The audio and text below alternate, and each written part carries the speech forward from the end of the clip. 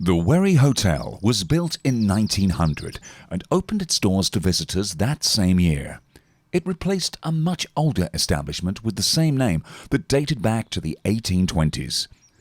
Its name comes from the large flat-bottomed sailing craft that carried goods along the inland waterway in the 18th and 19th centuries. They were known as wherries.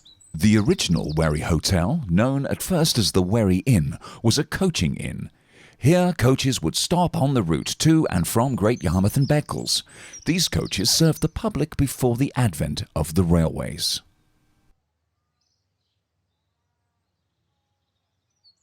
Mutford Lock separates Oulton Broad from Lake Lothing.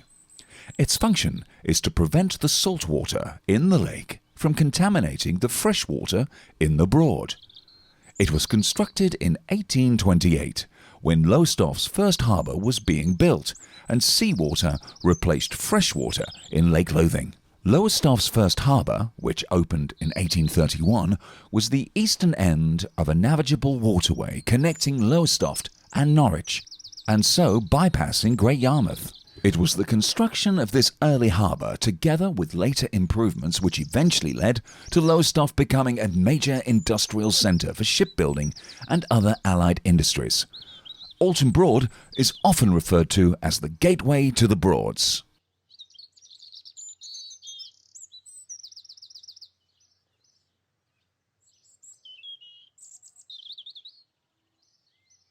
The 90 acres of water that give Oulton Broad its name are the flooded remains of huge pits left behind by the excavation of peat in the early medieval period. At that time, peat was cheap and in great demand for heating. Because of rising sea levels and climatic change, these pits had become flooded by the 15th century, and the large-scale excavation of peat all but ceased.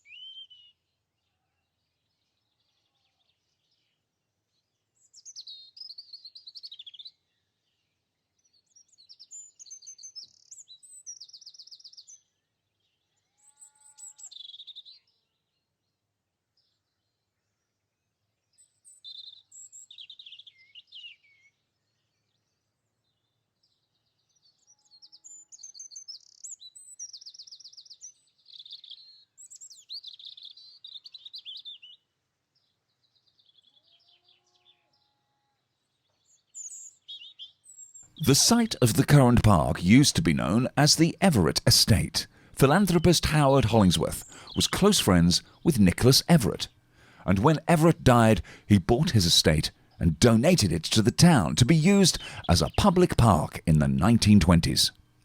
In 1928, as a thank you gesture, Lowestoft made him the first free man of the borough, presenting him with a scroll in a silver casket, which Hollingsworth's family still have in their possession today.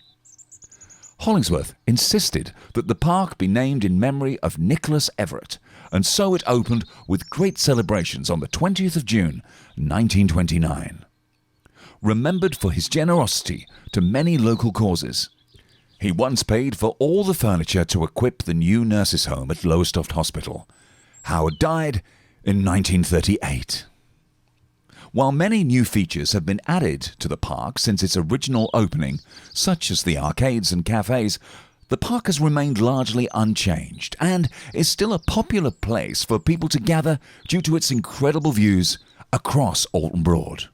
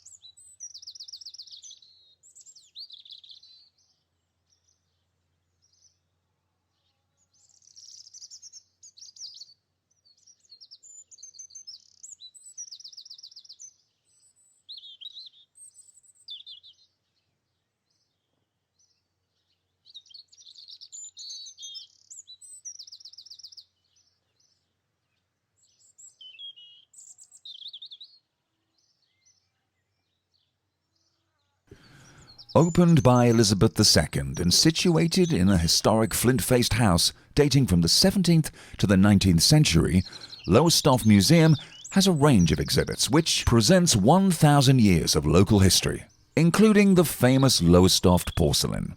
The Lowestoft porcelain factory was a soft-paste porcelain factory on Crown Street in Lowestoft, Suffolk. Active from 1757 to 1802, it produced domestic ware such as pots, teapots and jugs, and was the only porcelain factory in the east of England, making its goods highly desirable. It also produced porcelain trinkets for the early tourists to the town. Other exhibits at the museum include displays of locally found fossils and artifacts relating to early human civilization, the most notable of which being tools and bones discovered on Pakefield Beach that can be dated back 700,000 years. It is believed that these findings are evidence of some of the earliest humans in Britain.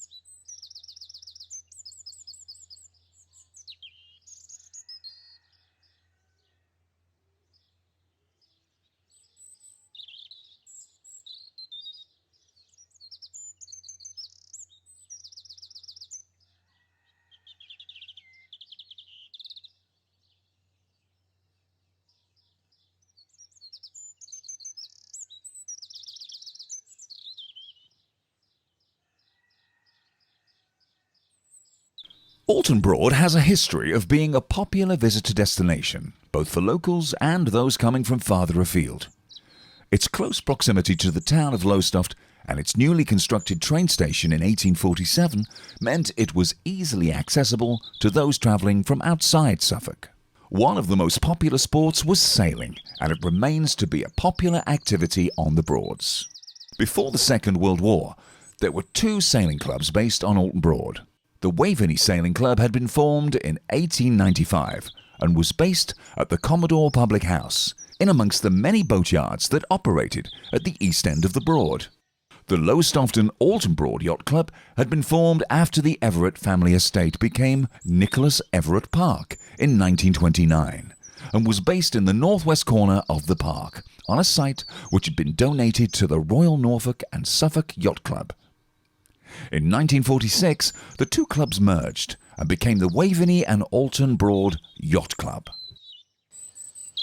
The Lowestoft and Oulton Broad Motorboat Club are the organisers of the regular and highly thrilling powerboat racing, which is held weekly from April to September at Oulton Broad, the oldest powerboat racing circuit in the world. With some top powerboat racers going into battle with some truly incredible machines, there's sure to be lots of excitement in store.